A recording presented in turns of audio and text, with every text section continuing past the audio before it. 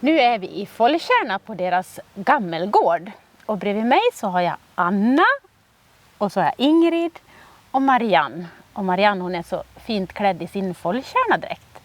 För nu ska vi få veta lite mera om just Follkärnadräkten, eller hur?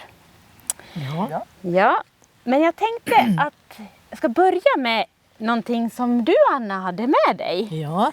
Som jag tycker är så otroligt intressant. För det här är ett originallivstycke Ja.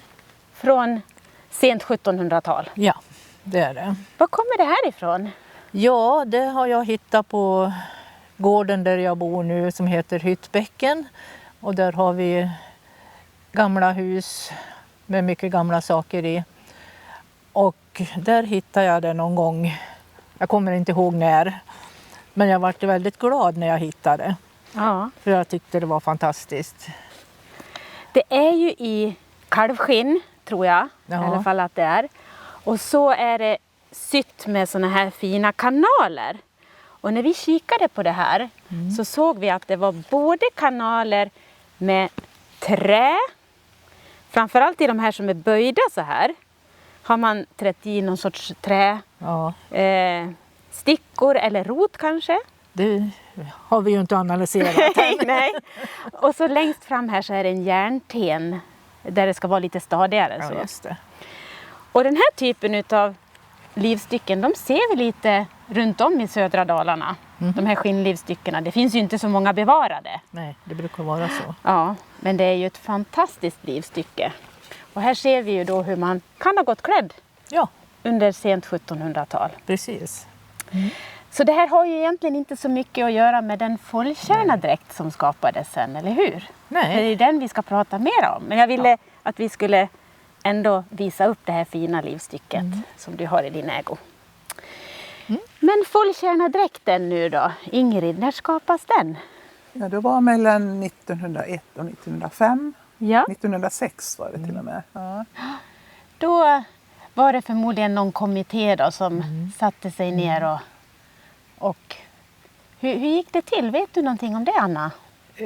Inte så mycket, men jag har hört lite grann om att de har träffades väl åtskilliga gånger och folk fick väl lämna in vad de tror kanske var gamla dräktdelar och sen kom de väl fram till någonting som blev våran dräkt så småningom då. Och vi har ju en i original kvar. Ja, men om vi kikar lite närmare på, då får du lyfta på ditt förkläde så ska vi se hur kjolen ser ut. Grön, det är mycket grönt och rött i eran dräkt. Ja, det är det. Vet ni någonting om färgerna, varför det vart så mycket grönt och rött? Jag vet, nej det vet måste ha jag kommit inte. från de gamla, Ja. gamla tyger av något Ja. slag. Det måste det ju. Då måste jag hitta något i gömmorna som... Ja, Och från början så var ju den här dräkten samma som Grytnäs hade. så då hade ni samma då? I stort sett. Jag vet inte om det var några detaljer som skilde. Det var väl västen på bak. Ja. Västen på baksidan. Ja, just det. Troligtvis har vi fått in en väst som tillhör Grytnäs. Ja, just det.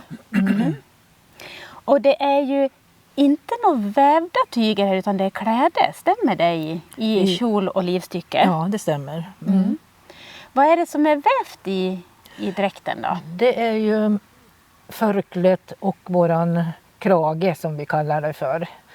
Som här är broderat på handvävt linne i nutid då. Som vi har nu. Sen har vi en omgång förkläde och krage i mönstervävt handvävt tyg.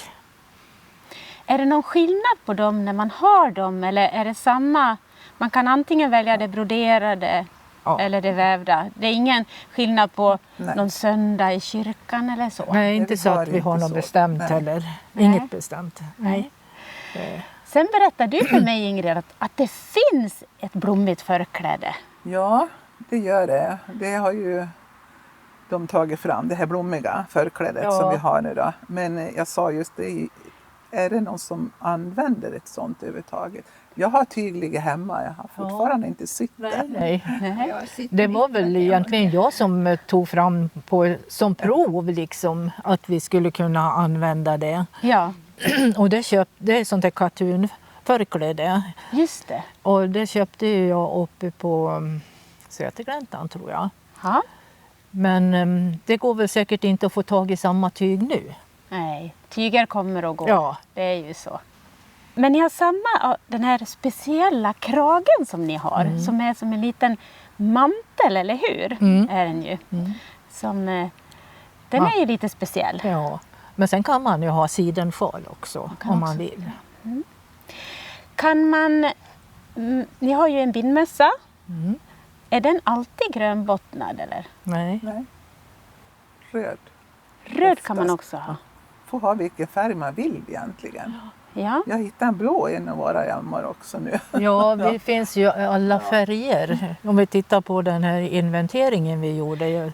Ja. Som vi fick låna in då så många mössor, över 100 mössor. Du berättar ju... Och det var alla färger kan man säga. Ni har gjort en inventering i Follekärna på så många bindmössor som ni kunde få in. Och du sa över 100 stycken olika bindmössor. Ja. I alla möjliga olika färger. Ja. Och en del är stora och en del är mer små också. Mindre. Det fanns ju alla storlekar. Ja. Så då kan man välja då vilken färg man vill då. I princip så kan man det. Hur är det med eran kjolsäck då? Är det samma färg man använder då på bindmössa till kjolsäcken också?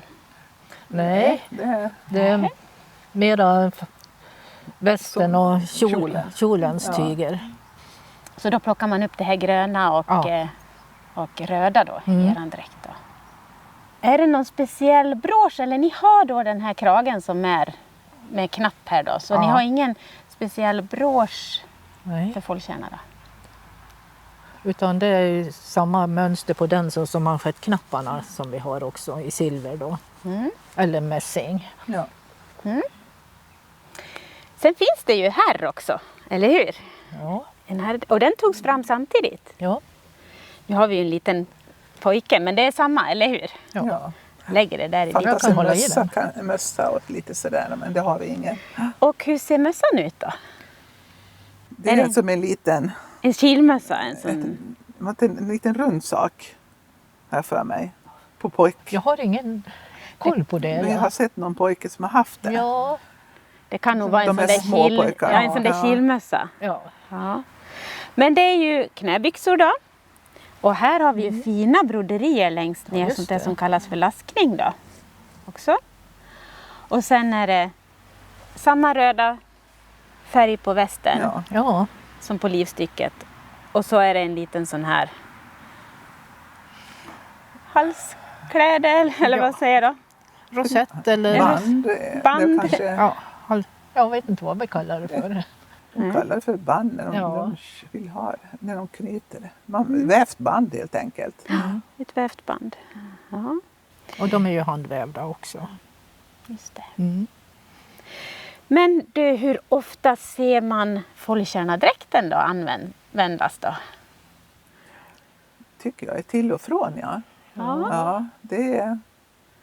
Men jag tycker de här i Follekärna, de är duktiga att sätta på sig dräkter när det är midsommarfirande. Ja. De som har dräkt, de kommer. De har ju olika. Det är inte Follekärna-dräkten bara, utan det är många andra som har dräkter. Så jag tyckte i somras var det många som faktiskt hade. Jag tänkte inte så mycket på det, för jag var ju där inne och sålde. Ja. Det kom ju fiolspelare som hoppade in och också hade dräkter på sig. Vi hade 6 fiolspelare. Oj. Ja, de hade dräkter på sig, utom en. Ja, vad roligt. Så det var kul. Så om man kommer på midsommarfirande hit då till Follekärna, där det också serveras gott kaffe och fikabröd vad jag förstår, så kan man få se många Follekärna-dräkter. Ja, förhoppningsvis. Både kvinno- och mansdräkter då kanske? Ja, det är någon man också, men de är få. Ja. Ja. Men hur är efterfrågan då? För ni är ju aktiva i hembygdsföreningen och jag fick ju se ett litet lager av åtminstone tyger och så att det kan finnas att man kan sy upp dräkter. Men hur är efterfrågan på sånt då? Det har väl varit olika det också. Ja, det är väldigt olika. Ja. Jag tycker i år har det varit Mera, ganska mycket. ja. Och vi har ju sålt flera som vi gamla dräkter som vi har fått. Eller äldre dräkter om man de har säger det. skänkt oss Ja, dräkter skänkt oss och- dräkter. Och då har sålt. vi kunnat plocka ihop dem och Ja. sålt dem. Ja, Och även nya tyger till Nya. och material till nya dräkter. Så i år har det gått bra. Men som sagt var det väldigt... Jag har ju haft hand om dräktmaterialet i många år. Och det kan vara väldigt ojämnt år från år. Ena året går det bra och nästa år så är det nästan ingenting. vilka är det som frågar om dräkt? Är det unga människor eller är det äldre eller är det blandat? Blandat. Men mest åt yngre. I år är Ja. det nysytt. De här som har Herrdräkter, det har vi ju... köpt dräkter, då, de är Ja. unga. Ja. Och de här som har sytt nu då och köpt, Mm. det är också unga. Ja. Yngre om jag säger det. Och även om de 20-30-åringar. har 45. anknytning till Follkärna. Då vill man ha en Då vill Follkärna-dräkt. man ha Mm. Follkärna-dräkt Ja. om man ska ha någon.